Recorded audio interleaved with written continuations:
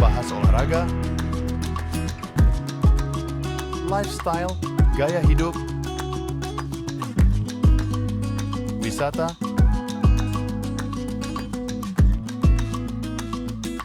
budaya,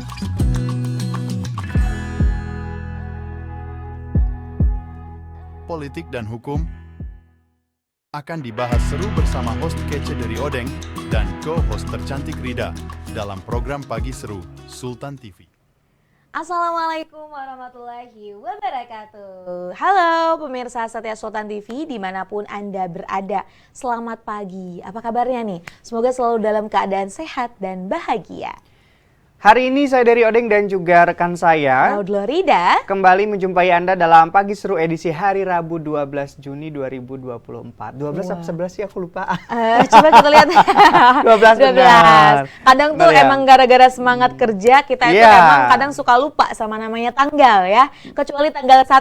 Nah, tanggal gajian pasti selalu ingat ya. Betul sekali. Dan pemirsa, hari ini juga kita akan banyak memberikan informasi yang akan dibahas secara no kaku-kaku. Betul sekali, kami juga sudah menyiapkan banyak berita ya Deria. Ini kita selalu update ya tentunya ini setiap hari. Dan maka dari itu nih ya pemirsa setia Sultan TV ini terus saksikan program Pagi Seru dari hari Senin sampai dengan hari Kamis pukul 10. Nah baik, Deria dan juga pemirsa, untuk membuka nih ya berita kita pada pagi hari ini datang dari selebriti nih ya, yang sebenarnya kayaknya kabarnya ini nggak pernah redup-redup ya. Ini dari Ria Ricis nih ya, karena ada pemeras Ria Ricis ditangkap di Cipayung. Seperti itu. Jadi seperti yang kita ketahui ya, bahwa ini juga sempat ramai bahwa Ria Ricis ini sempat diperas oleh seseorang dengan motif, katanya itu motifnya sebenarnya ekonomi ya Deria, tapi ini dengan mengancam Ria Ricis untuk membagikan foto-foto pribadinya seperti itu. Dan selain itu juga ini tersangka ditangkap di kediamannya di daerah Cipayung, Jakarta Timur oleh tim dari Polda Metro Jaya, yang juga menyatakan bahwa tersangka ini merupakan laki-laki dengan inisial AP berusia 29 tahun yang tidak lain adalah mantan asisten dari Ria Ricis. Betul sekali. Nah terkait dengan foto yang akan disebarkan, sebenarnya bukan foto-foto syur ataupun foto-foto yang cukup berbahaya ya. Kalau kita melihat Ria Ricis ini kan berhijab seperti itu. Jadi sebenarnya foto-foto yang memang disebarkan itu adalah foto-foto yang contohnya tidak menggunakan hijab ataupun mungkin tidak tertutup rapi seperti di media sosial seperti itu. Dan ini yang menjadi pertanyaan aku adalah dari manakah dia mendapatkan foto tersebut. Sementara dia ini adalah seorang laki-laki yang notabene Ria Ricis nggak pernah buka aurat selain mantan suaminya ya. Betul sekali. Dan kalau kita melihat juga ada di berita di Der, ada juga yang bilang ini disadap juga gitu. Jadi emang di-hack juga ternyata ponselnya seperti itu. Jadi bisa mendapatkan foto-foto pribadinya seperti itu. Nah ini mungkin juga bisa menjadi evaluasi buat kita ya. Di era digital sekarang ini adalah kebocoran data sangat-sangat memungkinkan terjadi. Ya, betul sekali. Seperti waktu itu pernah terjadi. Ini bahkan situs pemerintah Kementerian Pertahanan yang pernah dihack itu juga kan.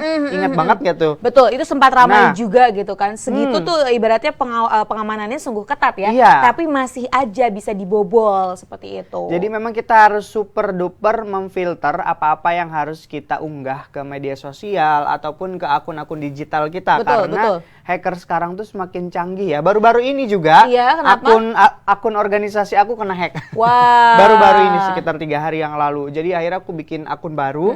Dan itu sebelumnya memang ada pesan masuk untuk verifikasi lencana biru. Oke, tapi ternyata itu adalah satu jalan untuk menghack akun ya Der ya. Betul, jadi username sama passwordnya itu di copy paste sama mereka dan akhirnya akunku diambil. Oh, nah jadi sebenarnya Der ya, bukan hanya terkait media sosial sebenarnya. Ada banyak sekali informasi data kita yang sebenarnya bisa diakses oleh orang lain. Jadi makanya yang paling penting adalah kerahasiaan terkait dengan data-data pribadi ini meski lebih aware lagi nih pemirsa. Betul. Karena ya jangan salah loh Der, karena sekarang juga di media sosial ya, namanya juga kita sering membuka informasi kita secara tidak langsung. Contoh, orang-orang tuh gampang loh Der notice terkait dengan dia ulang tahun. Akhirnya banyak yang ngucapin, ulang tahunnya tanggal segini, bulan segini, dan tahun segini.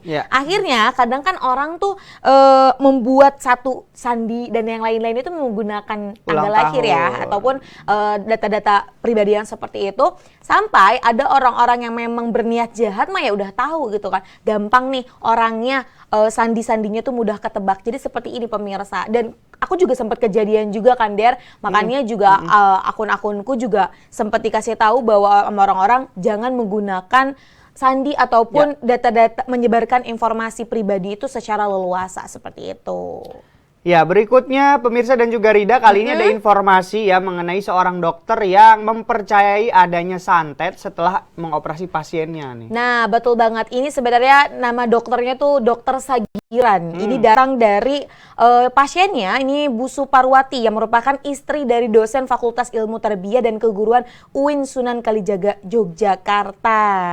Karena dikabarkan jadi Der bahwa Ibu Suparwati ini katanya tuh udah lama mengeluh sakit-sakit dan yang lain-lain sampai akhirnya memang keluar langsung gitu ya dari tubuhnya itu paku terus apalagi tuh ya seng dan yang lain-lain hingga akhirnya dibawa ke dokter gitu kan. Dokter Sarigan ini tidak percaya ternyata melihat secara langsung akhirnya Dokter Sarigan ini percaya bahwa hal santet itu memang ada. Ya, memang terkadang ini hal-hal yang gaib ini tidak bisa dibuktikan secara logika. Betul. Ya. Memang ada hal-hal yang tidak akan mampu kita tembus melalui pikiran telanjang. Artinya kalau pikiran normal kita nggak mungkin nyampe ya.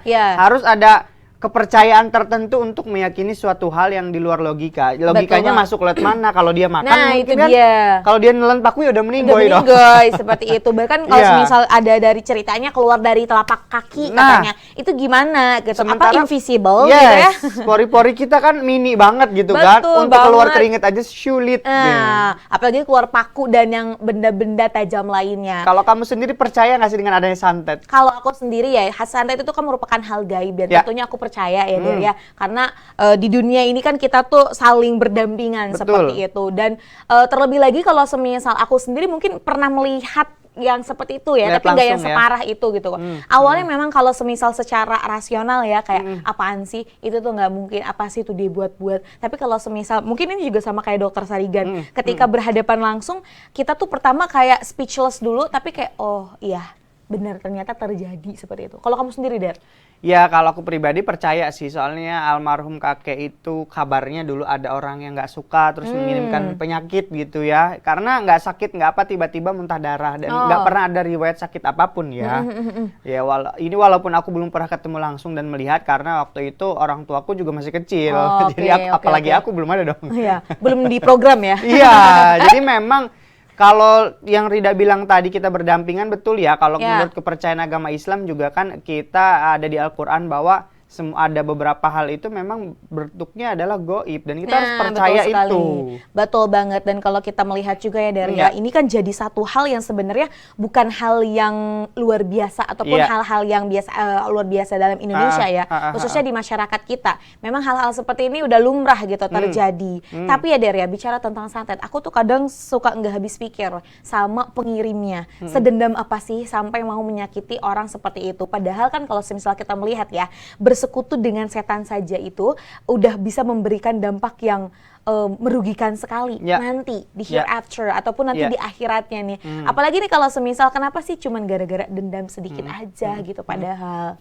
Ya itu juga mungkin ya salah satunya aku agak sedikit membatasi interaksi dengan orang-orang tertentu ya, khawatir ada kesalahan kata atau salah ucapan itu bisa bikin mereka sakit hati sampai kayak gitu. Makanya kita juga perlu membatasi dengan orang-orang tertentu. Kalau misalnya kita lagi dalam kondisi kurang baik, mendingan kita watch out atau mendingan kita awas dulu tarik lah diri deh gitu. Iya bener-bener. Karena tadi loh orang-orang belum tentu bisa menerima kita gitu kan. Kondisi kita lagi nggak baik tapi orang itu melihat bahwa oh ini apa nih, orang ada masalah apa, padahal kita nggak ada masalah sama orang itu gitu kan. Maka dari itu benar banget kata Dery, kita tuh perlu bijak dalam mengelola emosi kita. Kita nggak bisa ngelola emosi orang lain, tapi kita bisa nih bagaimana mengendalikan emosi kita sendiri seperti itu. Baik pemirsa, kami masih akan kembali dengan berbagai informasi lainnya. Jadi tetaplah bersama kami di Pagi Seru. Membahas olahraga, lifestyle, gaya hidup, wisata,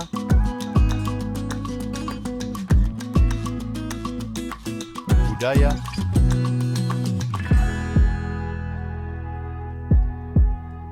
politik dan hukum akan dibahas seru bersama host kece dari Odeng dan co-host tercantik Rida dalam program Pagi Seru Sultan TV.